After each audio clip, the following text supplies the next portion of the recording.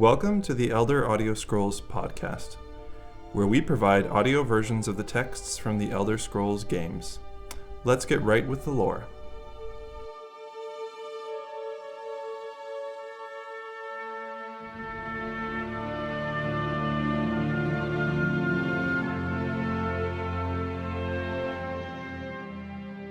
This text appears in Skyrim.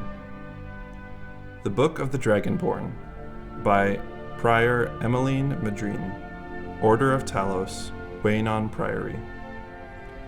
Year 360 of the Third Era. 21st of the reign of His Majesty Pelagius IV. Many people have heard the term Dragonborn. We are of course ruled by the Dragonborn emperors, but the true meaning of the term is not commonly understood. For those of us in the Order of Talos, this is a subject near and dear to our hearts, and in this book I will attempt to illuminate the history and significance of those known as Dragonborn down through the ages. Most scholars agree that the term was first used in connection with the Covenant of Akatosh, when the blessed Saint Alessia was given the Amulet of Kings and the dragon fires in the Temple of the One were first lit. Akatosh, looking with pity upon the plight of men, drew precious blood from his own heart, and blessed Saint Alessia with this blood of dragons, and made a covenant that so long as Alessia's generations were true to the dragon blood, Akatosh would endeavor to seal tight the gates of oblivion, and to deny the armies of Daedra and undead to their enemies, the Daedra-loving Aelids. Those blessed by Akatosh with the dragon blood became known more simply as Dragonborn. The connection with the rulers of the Empire was thus there from the beginning. Only those of the dragon blood were able to wear the Amulet of Kings and light the dragon fires. All the legitimate rulers of the Empire have been Dragonborn, the emperors and empresses of the First Cyrodiilic Empire founded by Alessia, Remen Cyrodiil and his heirs, and of course Tiber Septim and his heirs, down to our current emperor, His Majesty Pelagius Septim IV. Because of this connection with the emperors, however, the other significance of the Dragonborn has been obscured and largely forgotten by all but scholars and those of us dedicated to the service of the blessed Talos, who was Tiber Septim. Very few realize that being Dragonborn is not a simple matter of heredity. Being the blessing of Akatosh himself, it is beyond our understanding exactly how and why it is bestowed. Those who become emperor and light the dragon fires are surely Dragonborn. The proof is in the wearing of the amulet and the lighting of the fires. But were they Dragonborn and thus able to do these things? Or was the doing the sign of the blessing of Akatosh descending upon them? All that we can say is that it is both, and neither, a divine mystery. The line of Septims have all been Dragonborn, of course, which is one reason the simplistic notion of it being hereditary has become so commonplace. But we know for certain that the early Cyrodiilic rulers were not all related. There is also no evidence that Remen Cyrodiil was descended from Alessia, although there are many legends that would make it so, most of them dating from the time of Remen, and likely attempts to legitimize his rule.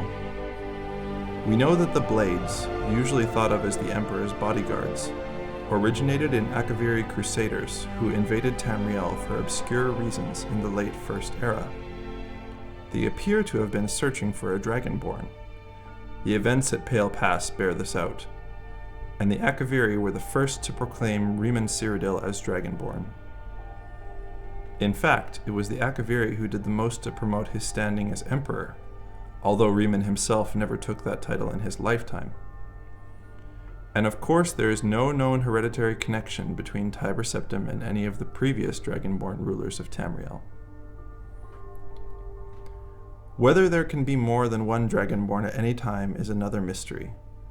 The emperors have done their best to dismiss this notion, but of course the imperial succession itself means that at the very least there are two or more potential Dragonborn at any time, the current ruler and his or her heirs. The history of the Blades also hints at this. although little is known of their activities during the interregnum between Rimon's empire and the rise of Tiber Septim. Many believe that the Blades continued to search out and guard those they believed were or might be Dragonborn during this time. Lastly, we come to the question of the true meaning of being Dragonborn. The connection with dragons is so obvious that it has almost been forgotten. In these days, when dragons are a distant memory, we forget that in the early days being Dragonborn meant having the dragon blood.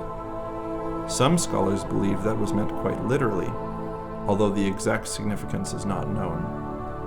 The Nords tell tales of Dragonborn heroes who were great dragon slayers, able to steal the power of the dragons they killed.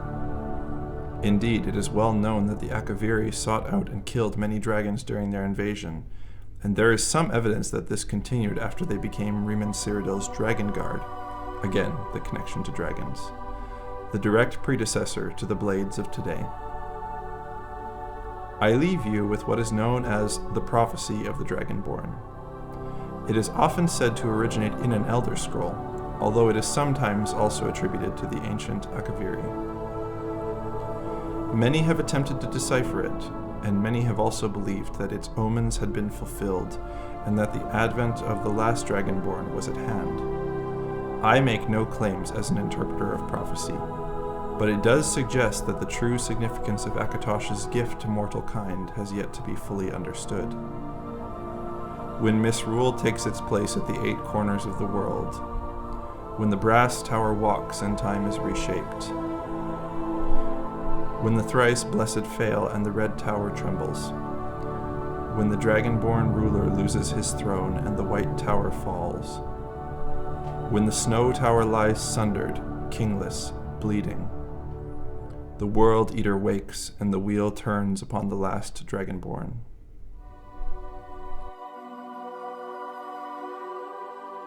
Thanks for listening to the Elder Audio Scrolls. If you have a favorite text you want us to read, or if you want to give us any feedback, please email elderaudioscrolls@gmail.com.